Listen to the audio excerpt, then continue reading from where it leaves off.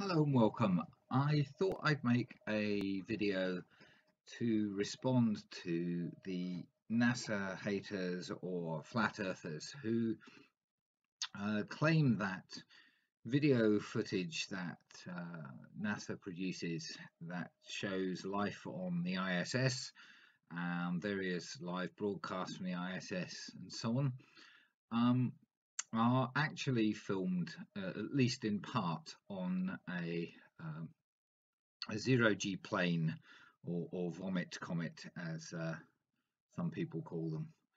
So a vomit comet is a plane that flies in a parabolic flight path that creates short periods of apparent weightlessness for people inside and objects inside.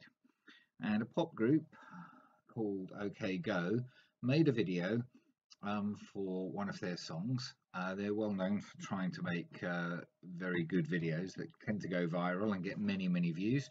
And their song Upside Down Inside Out was shot entirely in one of these planes, and this is cited by the flat earth community as being proof that you can fake the observations that are made on or the videos that are made on the ISS by using such a plane and editing the footage. And they make the very trite statement that all you have to do is splice together some bits of video. I thought I'd actually have a look at how the OK Go video was actually made,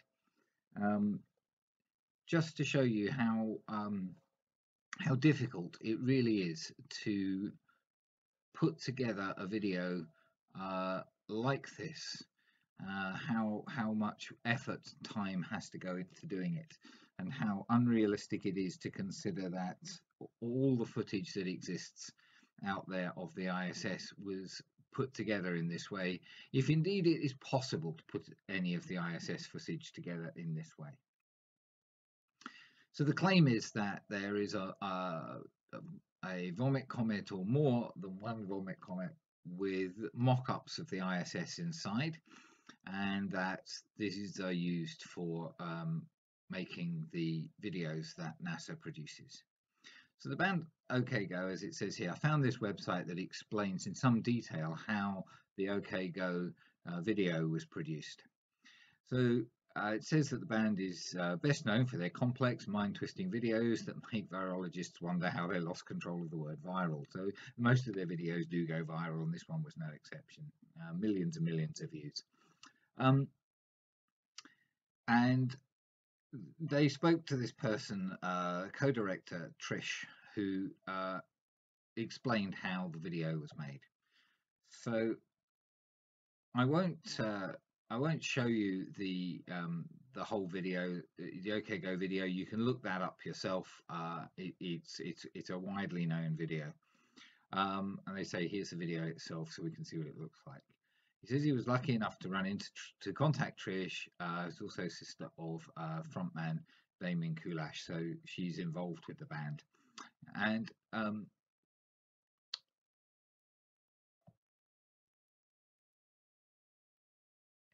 Trish has told him about making the video. So here's the explanation. Okay, so the bits in grey are the bits that Trish is explaining.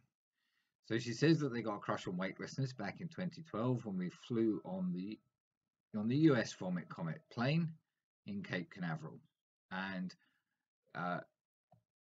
it shows a diagram of how those flights work, and I'm sure that most people know, but a portion of the flight you experience apparent weightlessness after climbing up to fairly up to high altitude again, before diving down to low altitude.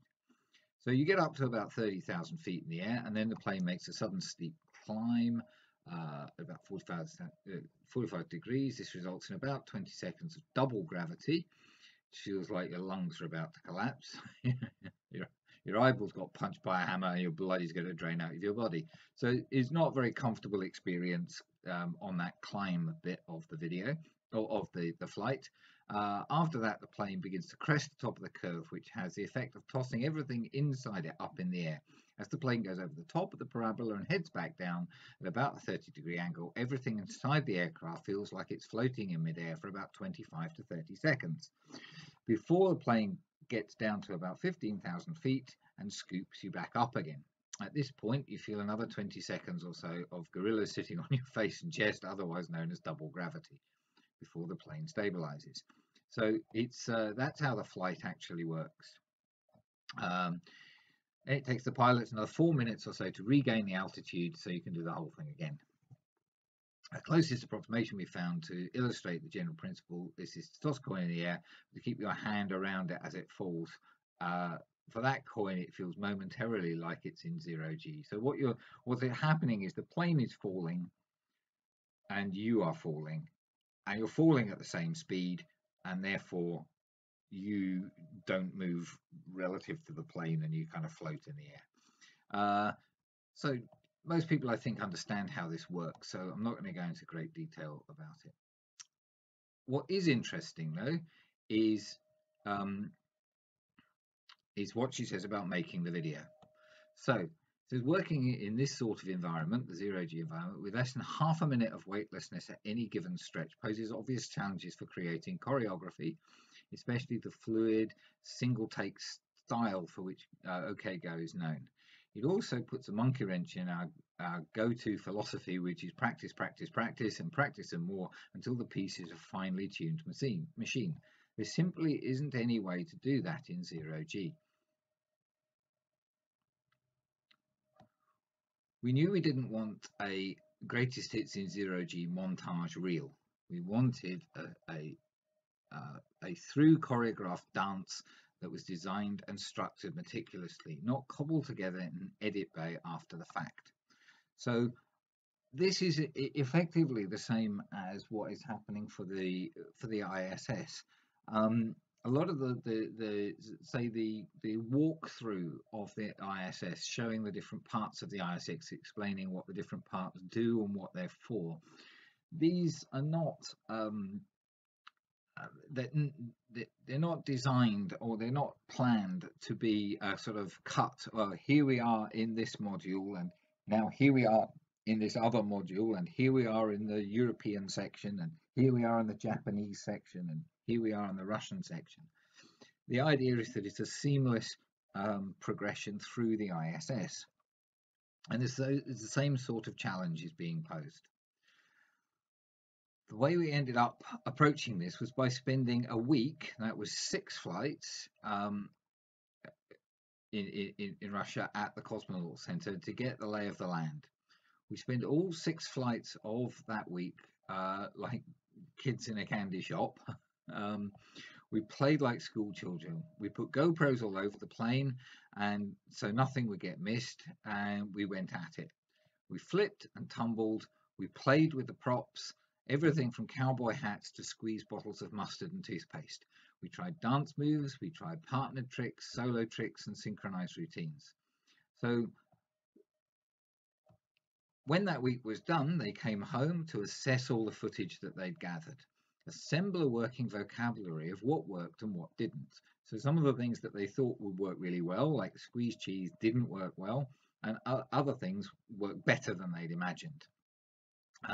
This is from the trial footage that they'd shot.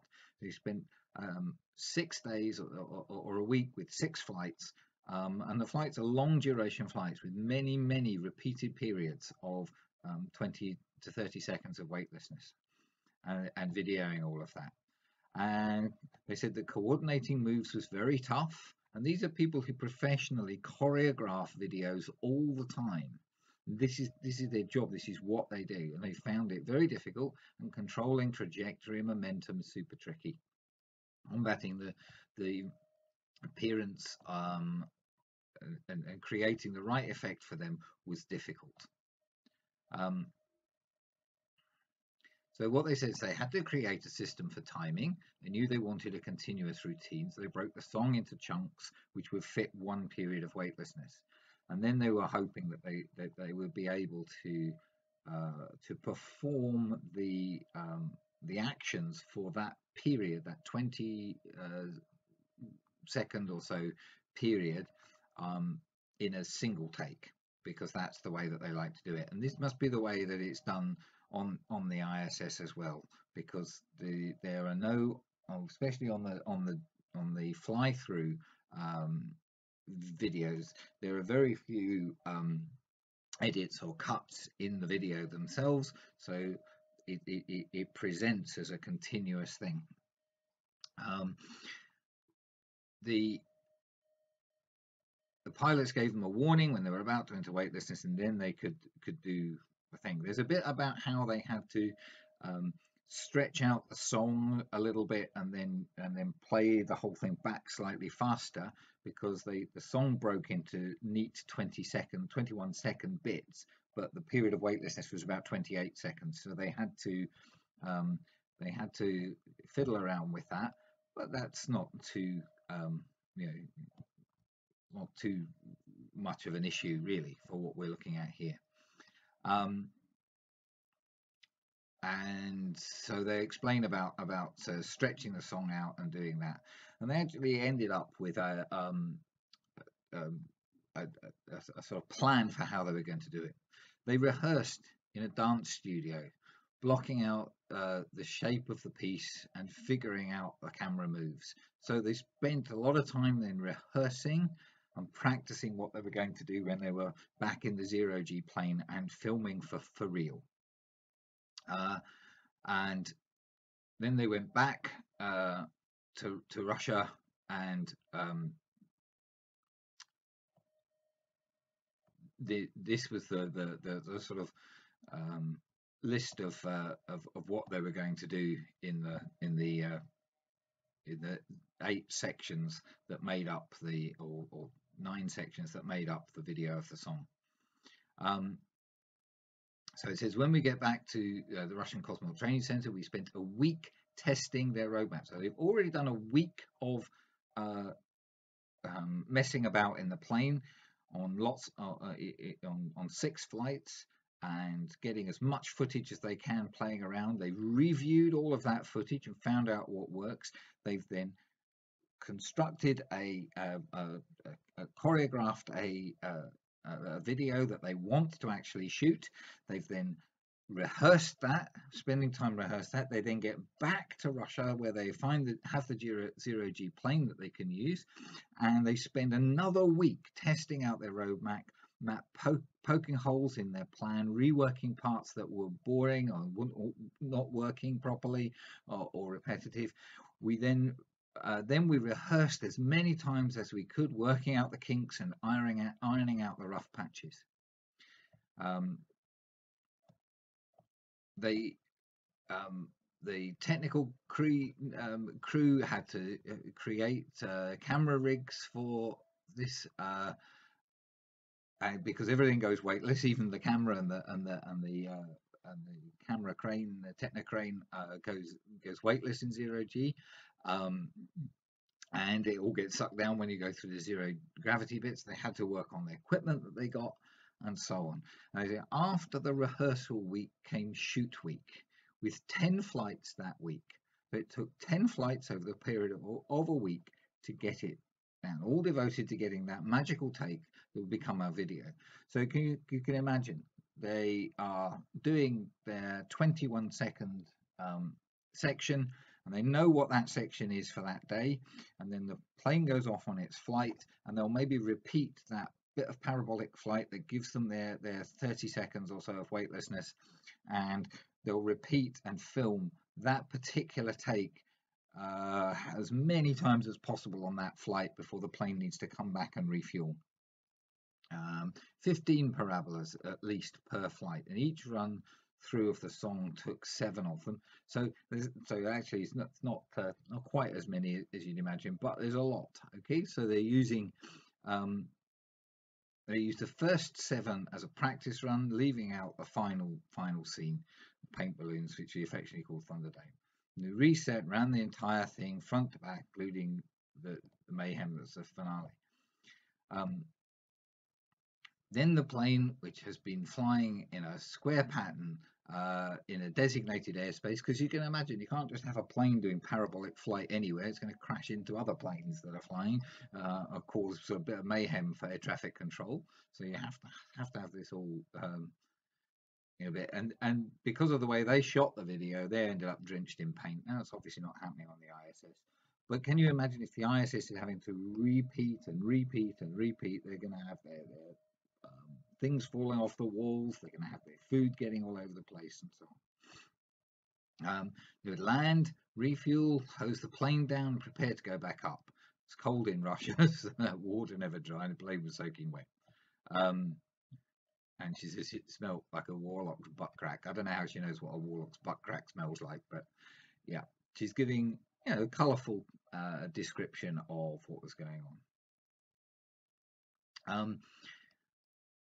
Now he says the interviewer says something here which is very interesting. It says Trish didn't mention it here, but the 2 flight attendants that appear in the video are trained aerialists, which is why they could spin and look graceful while airborne with nothing to push off. Okay, it's a very specialized skill set, and they've tried water ballet dancers, gymnasts, and other acrobats before finding the right fit with aerialists. So they've got people in that video who are very, very skilled at moving in that weightless environment. It's not just some random dancers plus the pop group. And she explains the discomforts. There was a lot of puking. We kept a running tally, and I believe the final count was 58 unscheduled regurgitations in all, and many more close calls. There are a lot of green people, a few pass outs, some wicked sinus headaches, and of course the crew is all floating around during each take, just like the band. And we're all trying to do your parts behind the camera without crashing into one another and anything else and sailing into the frame. She explains that between flights was hardly more comfortable than being in the air. On a desolate airstrip in the middle of rural Russia, no hangar building. Okay, so people might argue that NASA has a dedicated facility for this. Where is it? Yeah, no one has ever been able to produce any evidence that such a facility exists, or that planes with mock-ups of the ISS inside them exist.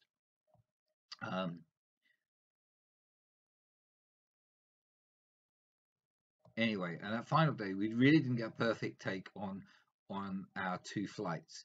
We had an okayish one, and we had a good one that sadly was ruined by paint hitting the lens in the final scene. We were offered 1 extra flight, 8 parabolas, 1 final attempt before calling it a day, and that was the flight where we nailed it. So even with the provision that they've made with multiple flights, they still had to add an extra flight to get the last little bit of footage. And it was a euphoric moment. Cosmonauts, engineers, and so on, but very little English. Really had no idea what we were doing when it started. I must have thought we were weirdos. Anyway, they finally got it, and everyone was happy. So good for them. And she says she treasures the experience and would do it again in a heartbeat. Now, you think, okay, what they've got there then is about 10-20-second clips that they stitch together, and should stitch together fairly easily. They'd worked out a way of having the group and the actors sit very, very still between takes whilst the and so they're able to splice the thing together quite easily, and that's fair enough.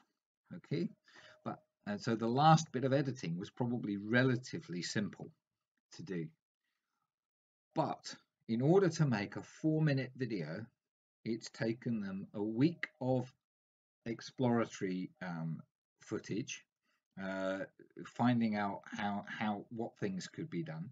It's taken them another week of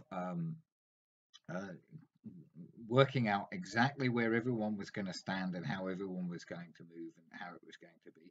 It's taken them another week of flights, practicing and rehearsing, and then it's taken them the actual flights themselves to get it done, and then the whole thing's edited together and put onto the internet. The videos that we have from the ISS are not 4 minutes long. They are, in some cases, 50 minutes long, of people walking through the space station, showing you what goes on, doing little demonstrations on the way, explaining how things work, showing you the equipment, often talking to other crew members on the ISS and so on. In order to put together that, okay, they're not doing a dance routine, so perhaps the time spent choreographing the whole thing is considerably less. But to put together, using a zero-G plane, a piece of film that is 50 minutes long, by stitching together clips that are at most 30 seconds long, means it means you've got say a 30-minute video is going to require 60 pieces of 30 seconds of film stitched together. So that's 60 flights on, or 60 parabolic flights, or sections of a flight on a Vomit Comet, plus the editing, plus the necessary retakes. There'll be times when things just don't go right, and the whole thing needs to be re-edited. To produce one video like that perhaps is a feasible idea. To produce videos like that, time after time, week after week, every new crew that goes onto the ISS, makes multiple videos, and the crews are constantly changing. There are people going on into space for the first time ever. Some of the astronauts are making their 10th appearance on the ISS, their 10th mission on the ISS. They've done it all before. They know what it's all about. But for the new guys, they want to do a walkthrough. They have their own news from their own home country, interested in doing features on them. They have an education program with schools and universities that they have to fulfill. And so there are new videos constantly, all the time. And these new people having to learn how to move, having to learn where everything is. The difficulty of creating such videos on a Vomit Comet, rather than it being genuinely on the ISS, it would just be so difficult to do. Now, impossible to do? I would actually say yes. I would say that it would be impossible to do such a thing and to keep it quiet, to hide the budget for this in other missions and ways, to have camera crews and zero-G plane pilots and ground staff and so on, to have all the astronauts that have taken part in it, and to never have a single piece of evidence anywhere showing that it was being faked. So not a single piece of footage or evidence of a zero-G plane. Not a single person saying, I used to make zero-G films for NASA, and I only ever saw bits of them, but they look a bit like the ISS ones. The cleanup crews for the ISS mock-ups, you'd have to go in and clean up after the food parts of the videos and so on. Remember, on a Vomit Comet, it's going through 2G as well as through 0G, so things are going to get squished into corners and so on, and you couldn't just leave that stuff there. The things would be falling off the ceiling and the walls when it was 2G, and having to be sort of put back on or stuck back down. The whole logistical problem of doing the whole thing would be phenomenal. Maybe just about possible, but how do you keep such a thing quiet? Where is the area of airspace that is used for these flights? Where are the planes? Which airport is used? Why are none of the staff involved? This ISS has been up there for getting on for 20 years now. Videos have been getting made more and more and more as camera technology has improved.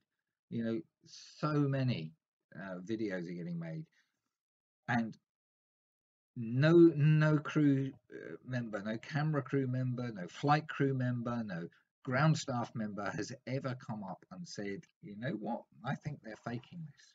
The only people who think that it is faked or can be faked by using a Vomit Comet are flat earth conspiracy theories and NASA haters who hang out on the internet behind their keyboards and make the silly connection that a pop video that lasts 4 minutes and took a month of at least a month of considerably hard work to actually put together explains how these videos are made. I don't think it's possible. I'd be very interested to hear other people's views on this. If somebody out there from the NASA hating community wants to comment on the video and explain to me how feasible they think it is and how they think it can be done and how the whole thing can be kept quiet, please let me know.